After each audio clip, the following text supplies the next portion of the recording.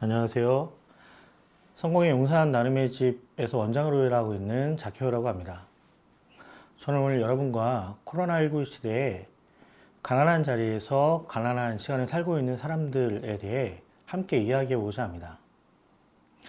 한국 사회 구성원들 모두가 이번 재난 상황을 통해서 확인했듯이 코로나19와 같은 전염병 재난은 불특정 다수를 위협합니다.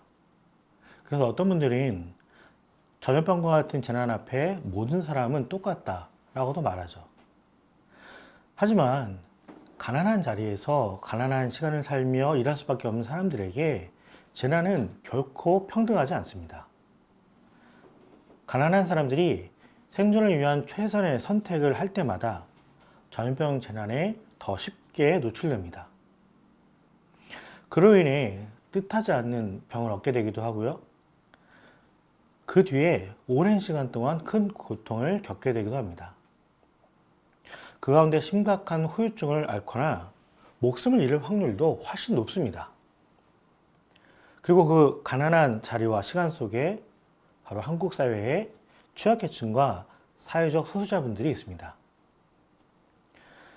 지금 우리가 함께 견디고 있는 이 전염병 재난은 그 앞에서 모든 사람이 똑같다 라는 사실을 드러내는 게 아니라 그동안 우리가 알고도 모른 척 했거나 아니면 정말 모르고 있는 한국 사회의 사각지대와 약한 고리를 있는 그대로 드러내고 있습니다.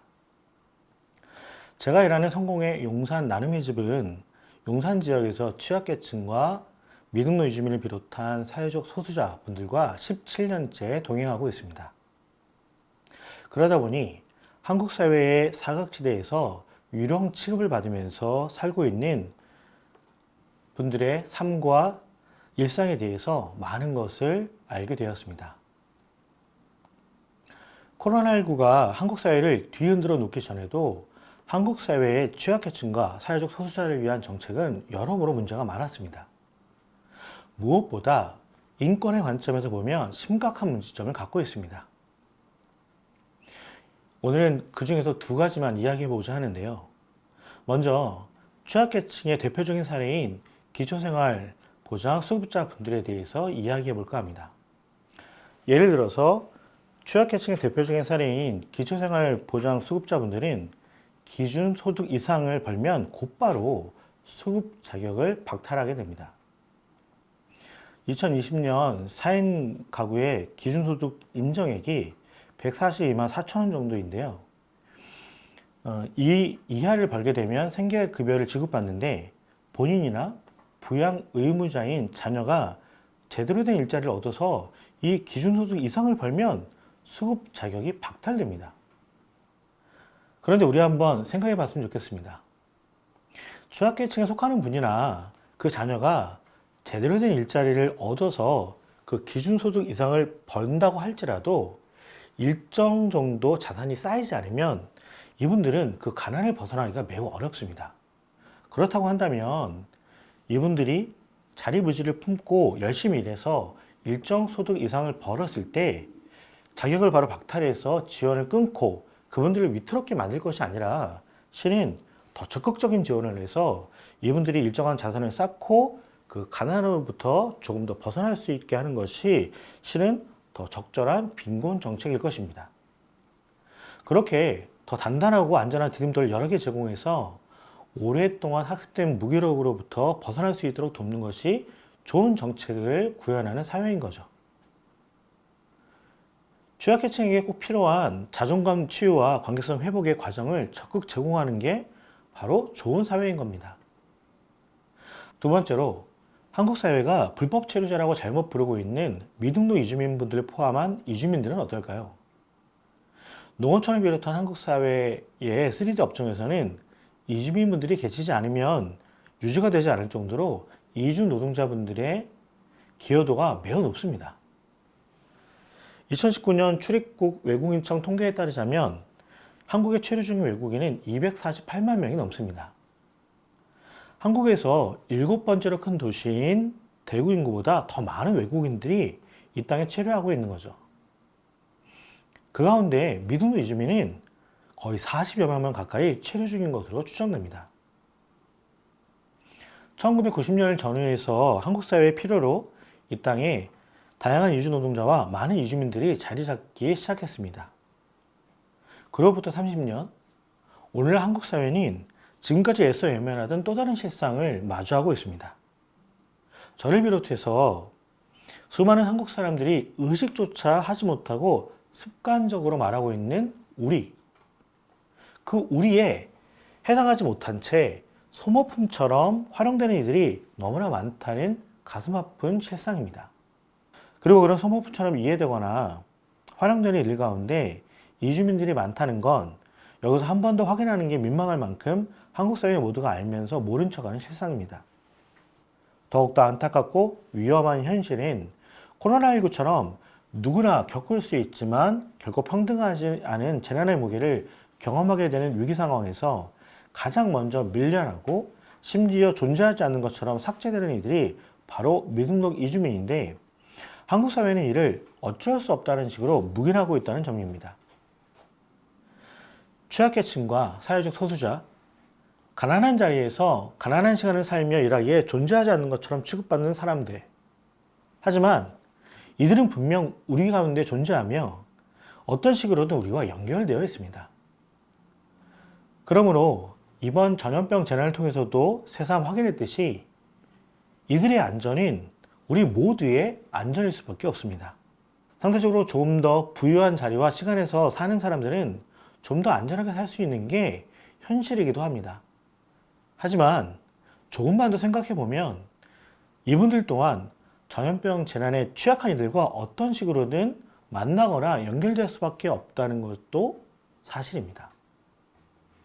그런 맥락에서 취약계층과 사회적 소수자들, 그러니까 집이나 가족보다 바깥이 더 안전한 사람들에게 한국 사회와 지역의 구성원들이 무엇을 제공할 수 있을지 함께 질문해 봤으면 좋겠습니다. 이때 바깥이라는 것은 집의 바깥, 가족의 바깥을 이야기하는데요.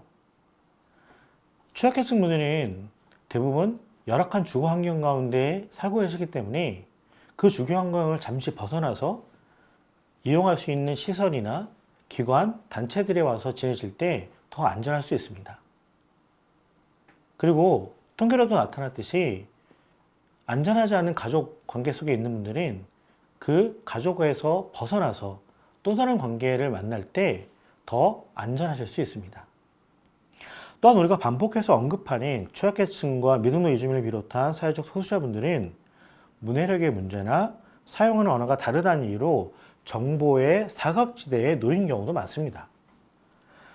이분들 가운데에는 메시지 글자가 잘 보이지 않거나 그 메시지를 읽는 것 자체가 어려운 분들도 많습니다.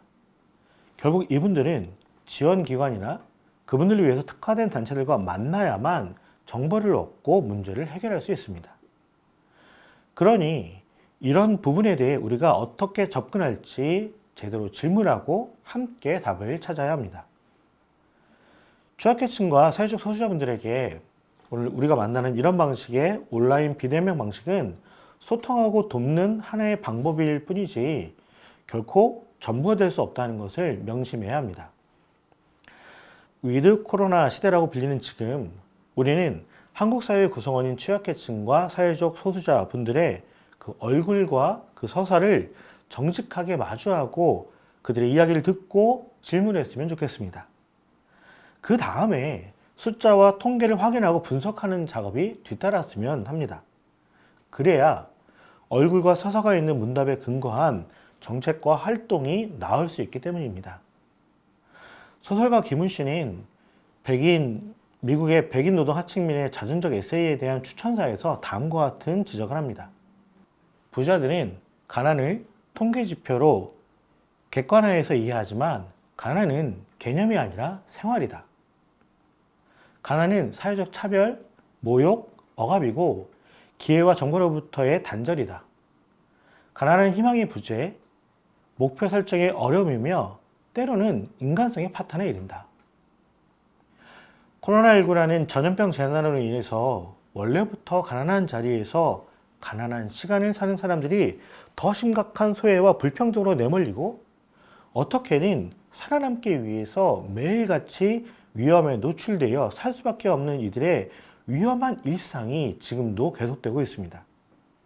지난 3월 초 콜센터 집단 감염, 비슷한 시기에 있었던 미등록 이주민과 노숙인처럼 숫자가 없는 사람들은 배제된 채 시작된 공적 마스크 오부제, 지난 5월 물리센터 집단 감염, 그리고 최근에 있었던 요양병원 집단 감염 등은 하나같이 한국 사회에서 가난하고 불안정한 노동과 일상을 살던 사람들의 이야기였습니다.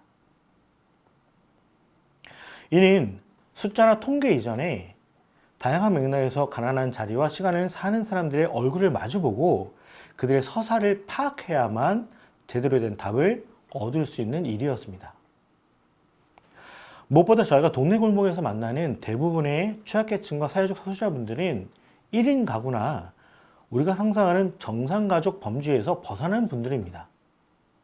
그런데 아직도 대부분의 정부 정책이나 활동들, 예를 들어서 우리 자원봉사 센터도 저는 마찬가지라고 생각을 하는데요. 이런 곳의 정책이나 활동들은 기본 철학이 정상가족 담론을 근거하고 있습니다.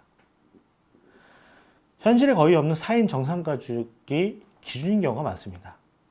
그러다 보니 저희가 동네에서 만나는 취약계층이나 사회적 소수자분들의 삶이나 일상과는 별 상관없는 정책이나 활동일 때가 많습니다. 그러니 지역사회에서 어떤 정책이나 활동을 세우고 운영할 때 이제는 제발 상상 속의 4인 정상가족이 아닌 입체적인 사회 안전망이 필요한 1인을 기준으로 구성해야 합니다. 이때 한국 사회와 우리 동네의 가장 낮고 보이지 않는 자리에서 사는 사람들이 안전하고 평등한 사회가 우리 모두에게 안전하고 평등한 사회라는 철학을 흔들림 없이 지향해야 합니다. 마지막으로 방역과 인권의 균형보다는 방역 우선의 비대면이 절대적인 것처럼 강조되는 이 시대에 한국 사회가 동시대의 취약계층과 사회적 소수자에게도 안전하고 평등한 일상이 되기 위해서는 우리는 지역과 소그룹 단위에서 안전한 대면이 가능한 길을 찾아서 도전해야만 합니다.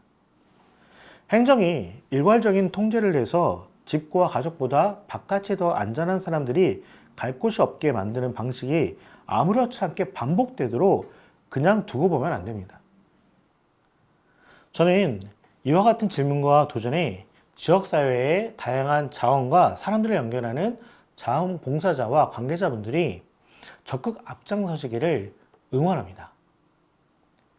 모두의 안녕을 위한 방역은 인권과 공존 아닌 균형을 추구할 때에 비로소 당신이 안녕해야 나도 안녕합니다 라고 말할 수 있기 때문입니다. 감사합니다.